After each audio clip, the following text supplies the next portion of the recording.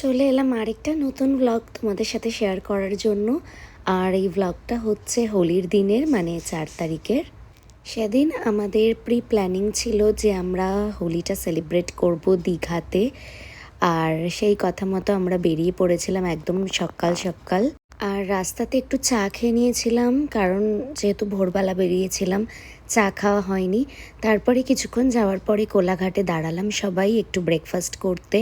আমরা অর্ডার করে নিয়েছিলাম লুচি আর ব্রেড টোস্ট। তো খাওয়া দাওয়া কমপ্লিট করে আমি একটা ছোট কোল্ড ড্রিঙ্কস আর পপকর্ন কিনে নিয়েছিলাম, যে গাড়িতে যেতে যেতে খাবো। তারপরে কিছুক্ষণ যাওয়ার পর নন্দকুমার ক্রস করে দাঁড়ালাম একটু ডাব খেতে। ডাব খেয়ে দিয়ে কিন্তু আমরা ফাইনালি পৌঁছে গেলাম দীঘাতে।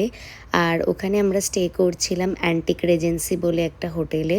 5 স্টার প্রপার্টি, খুবই ভালো অ্যাম্বিয়েন্স, খুব সুন্দর রুমসগুলো। আমি ছোট ছোট ক্লিপস নিয়েছি, তোমাদের সাথে শেয়ার করি। আর সব থেকে আমি যেটা মেন কনসার্ন থাকি বাথরুম নিয়ে।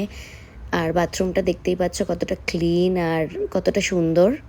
দেন তাড়াতাড়ি ফ্রেশন আপ হয়ে গেছিলাম, কারণ আমরা 11টায় ওখানে হোটেলে পৌঁছেছিলাম। তারপরে 12টা থেকে মানে স্টার্ট হয়ে যাবে হোলি পার্টি। তাই জন্য ঝটপট করে 1 ঘন্টায় সবাই রেডি হয়ে নিচে চলে গেলাম। দেন গিয়ে নিচে ফটোস তুললাম, ভিডিওস নিলাম। নেওয়ার পরে টুকটাক খাওয়া দাওয়া করলাম। অনেক কিছু ছিল মেনুতে, সব তো আর ক্লিপ নেওয়া পসিবল হয়নি, কারণ আমরা এতটাই মজা করতে ব্যস্ত ছিলাম। তো অল্প অল্প সবেরই ক্লিপ নিয়েছি।